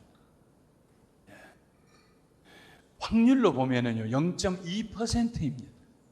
그래서 제가 썼던 칼럼집의 제목이 믿음과 0.2%의 가능성 그랬어요. 믿음의 사람들은요 0.2%의 가능이 있고 믿음이 있는 사람들입니다. 그 사람들은 0.2%의 가능성이 있으면 자기 믿음을 가지고 하나님 의지하고 가서 이겨요. 싸워서. 믿음이 없는 사람들은요 99.8%의 가능성이 있어도요 믿음이 없으면 덜덜 떨고 이기지 못해요. 300명 데리고 가서 싸웠어요. 그때 하나님 어디 계셨습니까? 미디안 진중에서 기드온의 용사들을 기다리고 계셨어요. 그래서 거기 어떤 사람이 잠자다가 꿈을 꿔가지고 일어나서 천막 안에서 미디안 군사 중에 하나가 그 이상하네, 이상한 꿈을 꿨네. 무슨 꿈인데? 보리 떡 덩어리가 산에서 굴러오르더니 우리 천막을 확 치고 지나가 버렸다고. 그러니까 옆에 있는 사람이, 그 사람도 잠이 덜 깼겠지요. 그러니까 그렇게 해석했겠지요. 그건 기드온이라는 사람이 와서 우리를 친다는 얘기네 그랬어요. 그 말을 듣고 기드온이 용기를 얻어서 항아리를 깨고 횃불을 높이 들고 여호와의 이름을 부르고 그날 대승리를 해요. 하나님 어디 계셨느냐? 미디안 14만 5천 명 중에 절대 이길 수 없다고 불가능이라고 생각하는 그 가운데 하나님은 믿음의 사람을 기다리고 계십니다. 올라오기를 기다리고 계시는 거예요. 그렇게 하나님께서는 바벨론에서 다니엘을 기다리고 계셨어요. 사자굴에 던짐을 받을지라도 하나님을 의지하고 손을 내리지 않고 기도하는 다니엘을 기다려. 그래서 다니엘과 그의 세 친구들 다니엘 2번이나 느부갓네살 왕이 신 중에 여호와 외에 다른 신이 없다. 만일 이스라엘의 여호와의 신을 이름을 망령되이 일컬으면 내가 그를 몸을 쪼개고 그 집을 거름더미가 되게 하겠다 하고 고백하기. 우리 하나님께서는요 지금도 마찬가지. 하나님의 자녀들이 믿음을 가지고 하나님의 영광을 구하며 다른 사람은 안 된다고 하는 불가능한 그 자리를 향해서 절벽을 내려가고 골짜기를 지나서 절벽으로 올라가는 요나단과 같은 사람들을 기다리고 있어요. 우리의 삶 속에서. 그럼 예수 믿는 우리들은요 내게 능력 주시는 자 안에서 내가 모든 것을 할 수 있다. 그 믿음 가지고 나가야 되는 거예요. 뭐든지요. 학교에 다니면 학생들이 혹시 있으면 왕따 당할 필요 없어요. 하나님이 나와 함께 계시는. 영어 좀 못하면 어때요? 가지고 날 때부터 자기들은 영어 잘했나요? 우리 교회 권사님 중에 지금 하나님 나라 가셨어요? 얼마나 당당하신지요? 한국에서도 다잉 컴퍼니에서 물감으로 옷감을 들이고 하는 그런 사업을 하시던 분인데 미국에 오셔서 수완미 가게를 했어요. 조그만 1불짜리, 2불짜리 이런 거 파는. 그분은 한 번도 손님을 위해서 일어난 적이 없어요. 자기 몸도 무겁지만은 딱 좌정하고 가부좌 틀고 위에가 탁 앉아가지고요. 의자에 앉은 것도 아니요. 그냥 물건 쌓아놓은 그 뒤에 탁 앉아가지고요. 오면은요. 물어보면 원돌로 투돌로 우노 아는 것이라고는 4마디밖에 없어. 영어 2마디하고 스페니쉬 2마디하고요. 그리고 뭐라고 하면은 아이고 장사를 얼마나 잘하시는지 몰라요. 자기들이 와서 물건에다가 뭐 어떻게 물건 들고 있으면은 하면은 거기 봉지 검정 봉지가 있으니까 싸가지고 오란 얘기요. 그럼 자기들이 싸가지고 와요. 그럼 돈 받고 어깨 툭툭 치고 보내요. 장사를 얼마나 잘하는지요. 얼마나 장사를 잘하는지요. 담대하셔가지고 한국에서 오신 50대 중반에 여자 집사님하고 남자 집사님이 한국에 와서 그분들도 수완미스를 했어요. 뭘 조금만 이렇게 자파상처럼 파는 벼룩시장 하는데 제 아내한테 와서 그 집사님이 아주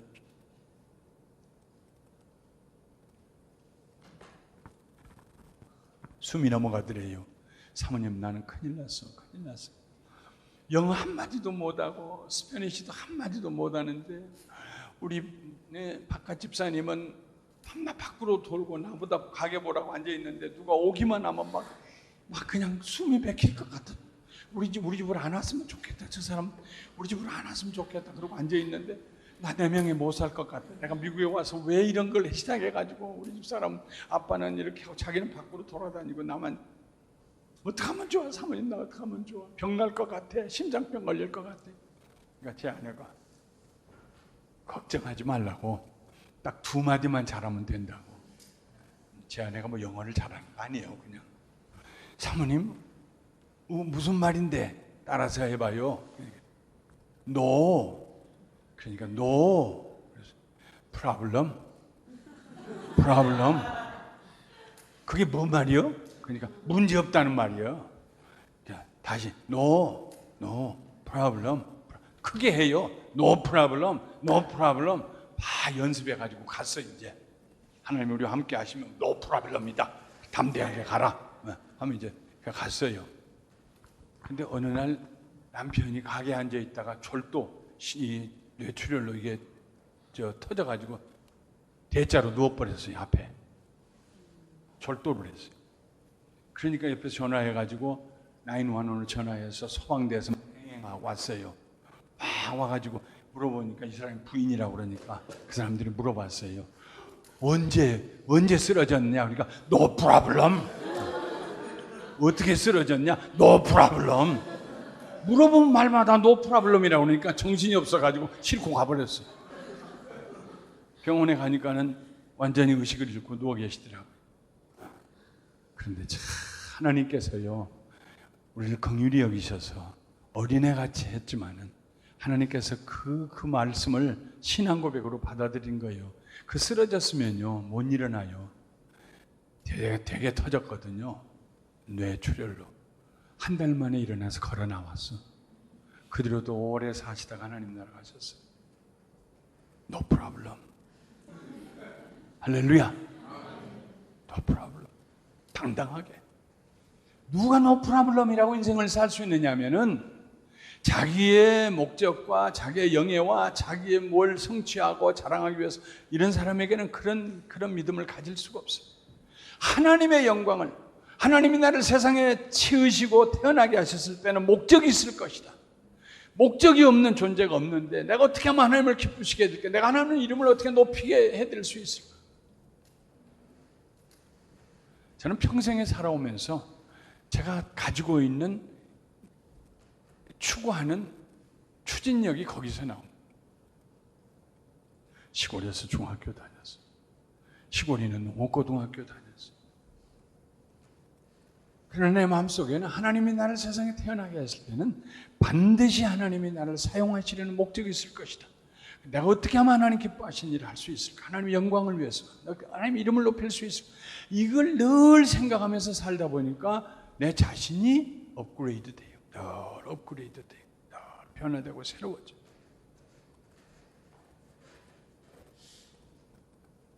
하나님의 영광. 두 가지 얘기를 해드리려고 합니다. 하나는 두 분 다 우리 교회 집사님들 얘기, 여자 집사님. 한 번은 우리 예배를 다 끝나고 그때 2부 예배를 드릴 때인데요. 지금으로부터 거의 한 6, 7년 전 얘기입니다. 거의 30년 다 됐겠네요, 지금.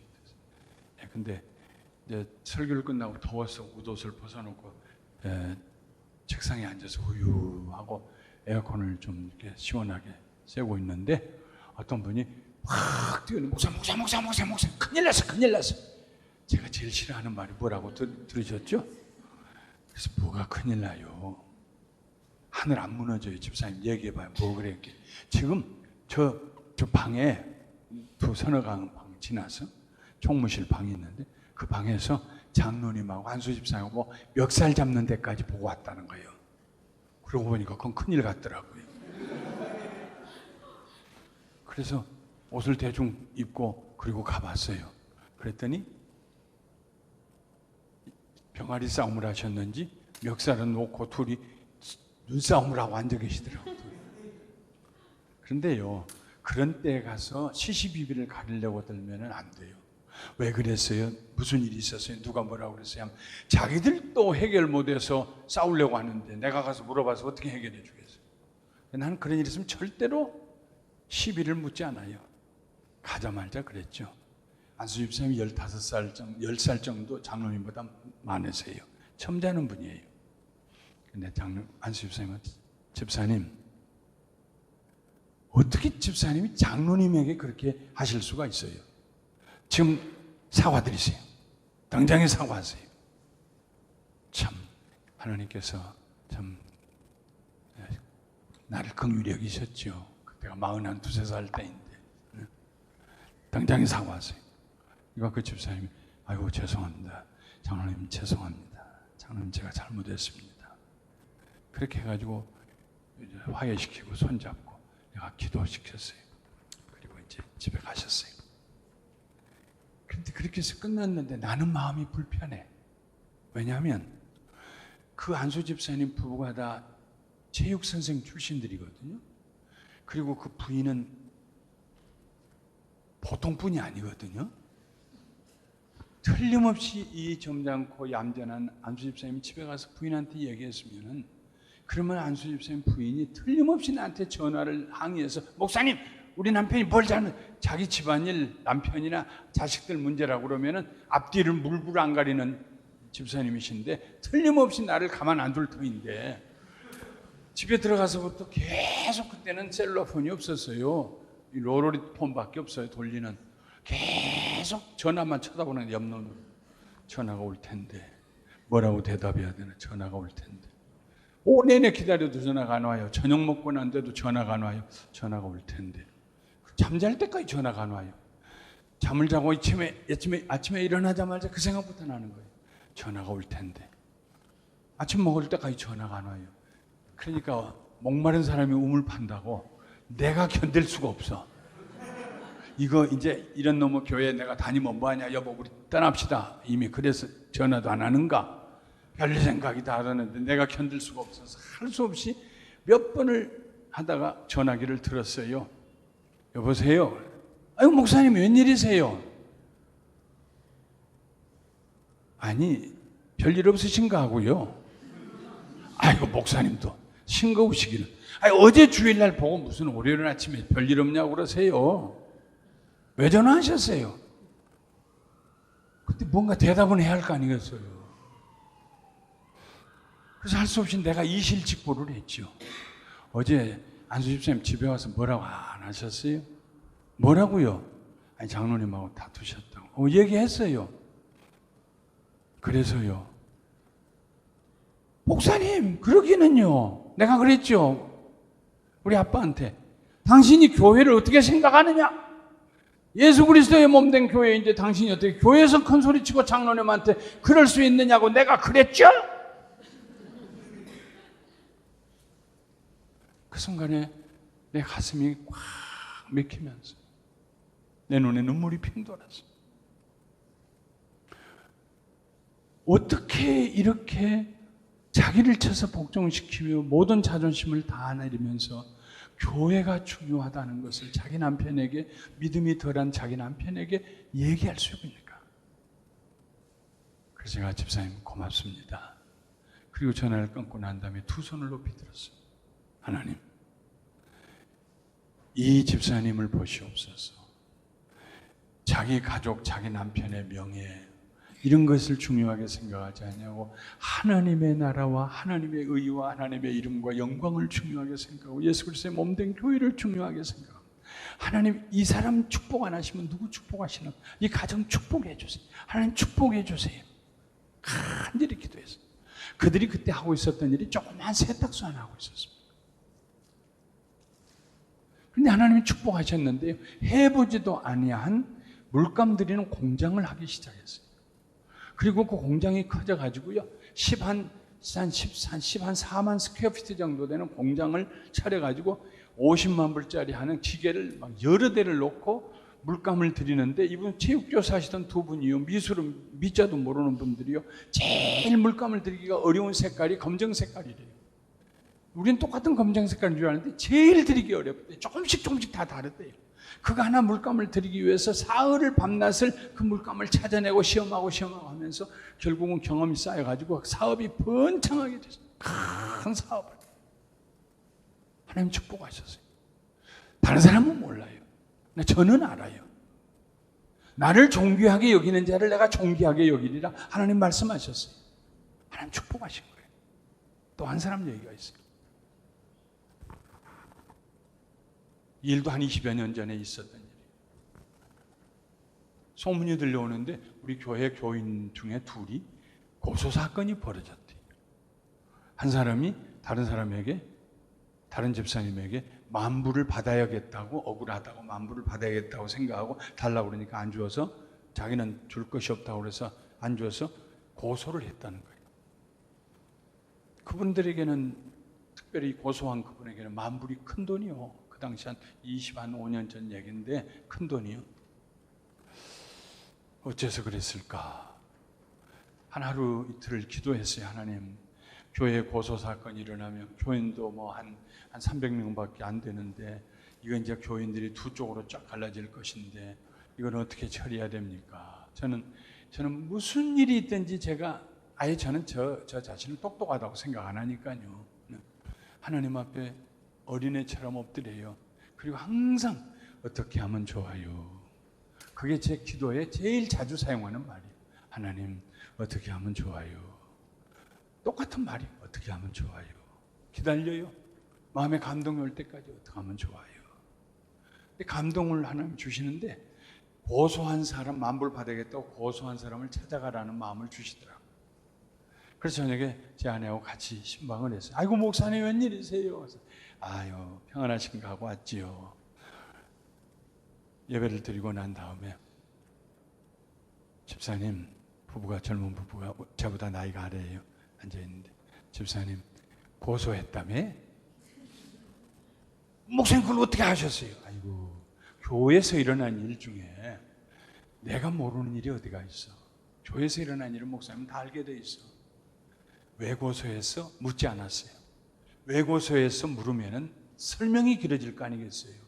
자기들도 해결 못해서 고소를 했는데 내가 들었다고 그래서 그게 해결이 되겠어요? 그거 취하하면 안 될까? 아이고 목사님 안 돼요. 우리한테 만불이 얼마나 큰 돈인데요. 큰 돈이, 진짜 큰 돈이고, 그 사람들한테 이민 생활 얼마 안 된 사람. 그래 알아. 큰 돈인 줄 알아. 근데 하나님의 영광을 위해서 교회 내에서 고소하면은 세상 사람들이 얼마나 손가락질 하겠느냐. 하나님의 영광을 위해서 취소하면 안 돼. 취하면 안 돼. 안 돼요 목사님 안 돼요. 우리한테 왜 우리한테 와서 그래. 저리 가세요. 저쪽 가서 만불 갚으라고 얘기하세요. 아니야, 내가 기도해 보니까 하나님께서 당신들한테 가라고 그래서 30분 동안을요 그거 취소하면 안 될까? 안 돼요. 취소하면 안 될까? 안 돼요. 저리 가세요. 그 취소하면 안 될까? 30분쯤 내가 얘기를 하는데 갑자기 엉엉 울기 시작. 애나 어린이나 울면 진다는 얘기요. 졌다는 얘기요. 왜 목사님 우리한테 와서 그래. 저리 가서 하지. 왜 우리한테 와서 그래요? 내가 등을 두드리면서 고마워 집사님 고마워. 졌다는 얘기네. 설득당했다는 얘기네. 알았어요 목사님 알았어요. 아이고 우리한테 그 돈이 어떤 돈인데 알았어요 목사님 알았어요. 제가 그 머리 위에 손을 얹고 부부의 손을 얹고 간절히 축복하고 기도했어요. 하나님 이 가정의 만불이 엄청난 돈입니다. 근데 그 만불을 하나님 이름을 위해서 포기하기로 했습니다. 하나님 들으셨죠? 하나님 이름을 위해서 하나님의 영광을 위해서 포기하기로 했습니다. 기억해 주세요. 하나님 꼭 기억해 주세요. 하나님 영광 받으시고 이 가정을 축복해 주세요. 끝났어요. 어떻게 해서 그 고소가 취하됐는지 교인들은 몰라요. 조용히 끝났어요.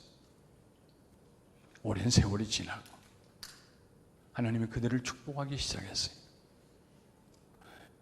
여기에 있는 분 H마트나 이런 마트처럼 큰 마켓을 7개를 주셨어요. 7개를 가지고 있으니까 하나님 일하기 너무 시간이 없다고 선교하고 다니는데 목사님 다른 데 시간이 없다고 2개를 처분해버렸어요. 10,000배로 하나님이 축복하셨다는 얘기까지는 내가 못하겠지만 그 $10,000에 수천 배로 축복을 하셨어요. 350만 불 주고 산 마켓 하나가 그 지역을 개발하겠다고 개발업자들이 달라들어가지고 팔라고 사정을 해서 1,000만 불에 팔았어요. 650만 불의 차익이 생겼어요. 그걸로 다른 걸 또 샀어요. 그렇게 자기네들에게는 큰 돈인데 그래요 하나님 영광을 위해서 내가 포기할게요. 하나님이 그들을 기쁘게 보시고 물론 그들이 수고하고 애쓰고 열심히 일도 했지만은 지혜를 주셔가지고 사람들마다 마켓을 팔려고 그러면 이 사람들을 찾아오는 거예요. 당신들이 잘하니까 내 몇십 년 하던 마켓 당신이 사라고 그래가지고 줄줄이 선 거예요. 좋은 조건으로 사라고 그래가지고. 우리 교회 장로님이 되셨을 거예요. 제가 어디에 무슨 일이 있다고 그러면은 그저 조용히 헌금해요. 10만 불도 헌금하고 5만 불도 헌금하고 목사님 말씀만 하세요. 여러분 우리가 기왕에 예수 믿는데요. 한번 멋있게 믿어봐야 돼요. 어떻게 예수를 믿으면 멋있게 믿습니까? 하나님의 영광을 추구하는 삶을 사는 거예요. 우리의 신앙과 생활이 내가 뭔가 이루어야 할 텐데 내가 뭔가 아니요. 어떻게 하면 내 삶이 하나님의 영광을 높이고 드러내는 삶을 살 수 있을까? 어떻게 하면 내가 저 블레셋을 치고 이 세상에 살아계신 하나님 한 분이라는 것을 보일 수 있을까? 하나님이 그래서 요나단을 축복하시고 블레셋을 이기고 승리하게 하셨어요. 우리가 있는 자리가 아무리 연약하고 작은 일이고 내가 하는 일이 작고요 그렇다고 할지라도 마음에 한 가지 생각만 있으면 같은 질만 같으면 똑같은 일이요. 그게 뭐냐? 어떻게 하면 내가 하나님의 영광을 위해서 자식을 기르는 일이든지 그것이 회사에 일하는 일이든지 사업이나 장사는 뭘 하든지 간에 교회에서 조그만 일에 봉사라든지 큰 일에 봉사 어떻게 하면 이 일이 하나님의 영광을 드러내는 일이 되게 할 수 있을까? 여기다 초점을 맞추고 우리의 믿음의 주에 온전케 하신 예수 그리스도에게 우리의 시선을 고정하고 Fix your eyes on Jesus Christ, who is the author of our faith and the perfecter. 우리의 믿음을 시작하게 하시고 우리 믿음을 온전하게 하시는 믿음의 주 예수 그리스도에게 너의 눈의 시선을 픽스해라, 고정시켜라 하는 말씀을처럼 항상 삶이 어떻게 하면 내가 하나님의 영광을 살아계신 하나님을 믿는 사람이 하나님의 영광을 위해 살까? 나를 위해서가 아니고 살아계신 하나님 나와 함께 하니 감사합니다. 나를 도와주세요. 내 기도 들으세요가 아니고 어떻게 하면 내가 내 삶을 통해서 하나님 살아계신 하나님의 영광을 드러낼 수 있을까? 이 자리에서, 이 상황에서 때로는 우리 자신을 쳐서 복종시켜야 될 때도 있고 때로는 손해를 감수해야 될 때도 있고 때로는 비난을 감수해야 될 때도 있지만 때로는 억울함을 참고 인내해야 될 때도 있지만 하나님의 영광만을 생각하고 나갈 때 하나님이 영광을 받으시고 그를 축복하시고 그의 삶에 이정표를 만들어주세요. 그래서 그로 하여금 간증할 수 있게 해주세요. 하나님이 나를 이렇게 축복하셨습니다. 하나님 나를 이렇게 사용하셨습니다. 이정표를 만들어주세요. 요나단이 절벽을 내려가서 계곡을 지나 절벽을 올라가 그들을 치면서 하나의 이정표를 세웠어요.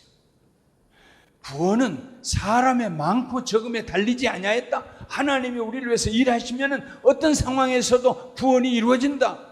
이정표를 하나 세워줬어요. 성경 전체에 하나의 캐치프레이즈를 하나 걸어놨어요. 요나단이. 여러분은 여러분의 삶에서 여러분 자녀들을 위해서, 여러분 이웃들을 위해서 어떤 이정표를 세우기를 원하십니까? 머리 숙여주시기 바랍니다. 고개 숙이시고요. 자녀들은 부모를 영화롭게 합니다. 우리는 하나님의 자녀가 되었어요. 하나님의 자녀가 되는 축복. 부모가 살아계신 걸 믿는 것처럼 하나님이 살아계심을 믿어요. 그 다음에 내가 어떻게 하면 하나님을 영화롭게 할 수 있을까? 어떻게 하면 하나님을 높여드릴 수 있을까? 마음속에 그 열망을 가지고 사는 사람을 하나님께서 사랑하시고 축복하셔서 지혜를 주시고 선한 길로 인도하여 주시고 일거리를 주시고 좋은 관계를 맺게 하여 주시고 하나님이 그를 사용하시고 그를 통해서 영광 받으세요. 그래서 우리의 삶 가운데 나로 인하여서 하나님의 영광이 하나님께서 영광 받으셨다는 하나의 이정표가, 하나의 간증이 생겨나요. 하나님 기뻐하세요. 꼭 큰 물질을 받아서 엄청난 부자가 된 것만이 다는 아닙니다. 하나님 그렇게 사용하실 수도 있고 축복하실 수도 있고 또는 다른 방식으로도 사용하실 수 있고, 그러나 공통적으로 하는 말은 무엇입니까? 하나님은 살아계시고 그를 찾는 자에게 상 주신 하나님이시라는 간증을 할 수 있게 돼요. 하나님의 영광을 추구하는 하나님의 백성들. 시간에 우리 두 손을 높이 드십시다. 통성으로 하나님께 한번 기도하겠습니다. 여러분의 나이가 얼마가 되든지 무슨 일을 하고 계시든지 하나님, 요나단처럼 살고 싶습니다. 합리적으로 이성적으로 생각해서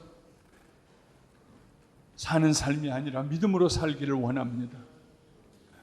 문제 한복판에서 나를 기다리시는 영광 받으시기를 원하시는 하나님을 바라보며 문제를 향해서 돌진해 갈 수 있는, 저 성벽을 향해 돌진해 갈 수 있는 그런 믿음을 저에게 허락하여 주시옵소서.